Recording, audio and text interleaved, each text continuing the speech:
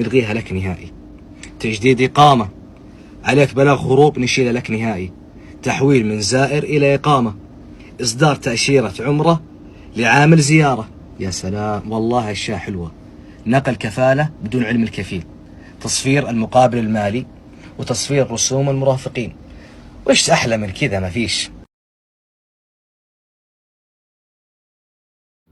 አሰላሙ አለይኩም ወራህመቱላሂ ወበረካቱ። ውድና የተከበራችሁ ውድ የሰሙ ቻናል ቤተሰቦች በመላው ዓለም የምትገኙ እንዴት ናችሁ? ደህና ናችሁ ወይ? ዛሬ ደህና ነኝ አልሐምዱሊላህ። ዛሬ ደህና ነኝ አልኩ፣ እኔ ደህና ነኝ አልሐምዱሊላህ።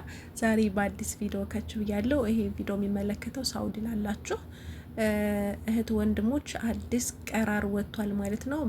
በጣም ትጠቀሙበታላችሁ። በጣም የምትወዱት ቀራር በተለይ ኢቃማ ማለት ቃማችሁ ከፊላችሁ ጋር የቀረ ወይንም ደግሞ ነቀላል የምታደርጉ ለተቸገራችሁ ብዙ ብር ክፈሉ ተብላችሁ ለተቸገራችሁ ልጆች ይሄ ቪዲዮ ለእናንተ ጠቃሚ ነው እላችኋለሁ። ወዶቼ ውሸት አይደለም፣ ያሰሩ ልጆችም አሉ።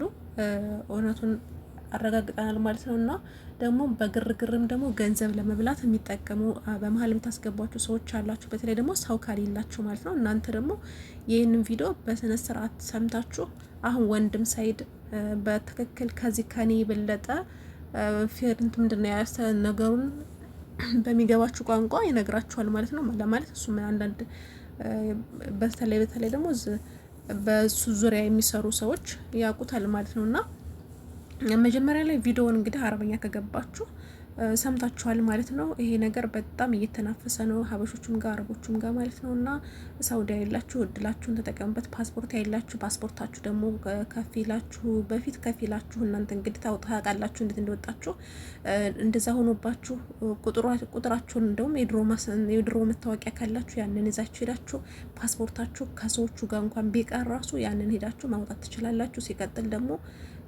ድሮ ምንድነው ኢቃማ ኖራችሁ ከከፊላችሁ ጋር ከተለያይታችሁ ከፊላችሁ ብዙ ብር ይለናል ብላችሁ የፈራችሁ አሁን ላይ ያ ነገር አያስፈልግም ማለት ነው። አሁን ደግሞ የሆነ በከፊል ስር ሆናችሁ ራሱ ለሱ ብዙ ብር እየከፈላችሁ የምታሳድሱ እሱ ምንም ሳያገባው እናንተ በራሳችሁ መንግስት ጋር እንደዚህ ሄዳችሁ ንቅለ እንትን ታደርጋላችሁ ማለት ነው። ያው ከፊላችሁ መንግስት ይሆናል ማለት ነው። ይሄ በጣም እድለኝነት ነው ማለት አሁን ላይ ምንድን መሰላችሁ የውጭ ዜጎች በተለይ ሀበሾቹ በከፊል ብዙ ብር እየተበሉ ብዙ ብር እያለቀሱ ነው ማለት ነው። ሀበሻ ብዙ እያለቀሰ ነው። ለምን ከፊሎቹ የሚጠይቁት ለማሳደስ እንግዲህ እነሱ ለመንግስት የሚከፍሉት የተወሰነች ነች 600 ብር እንደዛ። እነሱ ግን ከፋሎቹ ያው በውጭም በተለይ በውጭ የሚሰሩ በውስጥ ከነሱ ጋር ከከፊላቸው ስሩ ነው የሚሰሩት፣ አይገባቸውም። በውጭ የሚሰሩት ግን ብዙ ብር ነው የሚበሉት ማለት ነውና ይሄ እንዳይሆን ደግሞ አሁን በጊዜው ቀራር ወጥቷል ማለት ነው። ይሄን ቀራር ደግሞ መጠቀም ግድ ነው እላችኋለሁ። ወዶች ቪዲዮውን አዳምጡት። የመኖሪያ ፈቃዳቸው የተበላሸባቸው እንዲሁም በኮንትራት መጥተው ከኮንትራት ቤት ጠፍተው ለሚሰሩ እህት ወንድሞች ደስ የሚል ዜና ሰሞኑን እየሰማን ነው። እርግጥ ነው ትክክል ነው። ነገር ግን ማንን የሚመለከተው ነው ይሄ ጉዳይ? አንዳንዴ በግርግር ይመቻል ለማደናገር የሚባል ነገር አለና እንዳትደናገሩ ረጋ ብላችሁ ስሙኝ። የሚመለከተው አንደኛ በኮንትራት ቤት በኮንትራትም ይሁን እዛ ሀገር ቪዛውን ገዝታችሁ መጣችሁም ይሁን እዚህ ከገባችሁ በኋላ ከኮንትራት ቤት ጠፍታችሁ ስትጠፉ ግን መጀመሪያ እዛ ሀገር ስትገቡ ይዛችሁ የገባችሁበትን ፓስፖርት ከያዛችሁ ያ ፓስፖርት ድኩልያ ተመቶበታል። የዚህ ሀገር ስትገቡ የመጀመሪያ ስትገቡ የሚመታ ማህተም አለ ቦሌ ላይ መጣር ላይ እሱ የተመታበት እንዲሁም ኢጋማችሁን አብራችሁ ይዛችሁ ከሆነ የጠፋችሁት ወይንም የኢጋማውን ቁጥር ካወቃችሁት ወይም የኢጋማችሁ ኮፒ ካላችሁ ከዛ ውጭም እንደዚሁ በውጭ ምንሰራ ኢጋማችን ለተወሰነ ጊዜ ተበላሸብን ኢጋማችን እጃችን ላይ ይሆነና የመጀመሪያው ፓስፖርት እዛ ሀገር ስንገባ እጃችን ላይ ያለ ሰውን ብቻ ነው የሚመለከተው።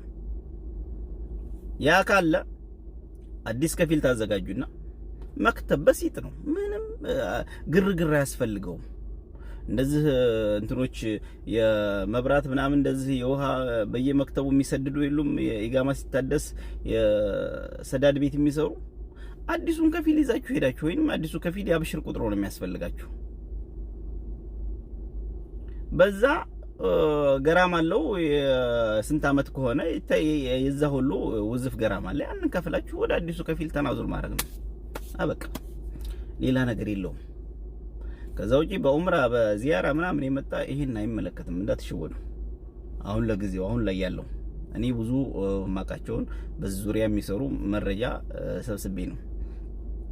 ስለዚህ ከዚህ በፊት እዛ ሀገር ስትገቡ በኮንትራት ገብታችሁ ከኮንትራት ቤት ስትጠፉ ፓስፖርታችሁን ይዛችሁ የጠፋችሁ ወይም ፓስፖርታችሁና የጋማችሁን የጋማ ኮፒያችሁን የጋማ ቁጥራችሁን አብራችሁ ይዛችሁ የጠፋችሁ ልጆች ይሄ ቻንስ እንዳያመልጣችሁ ተጠቀሙበት ነው የምለው።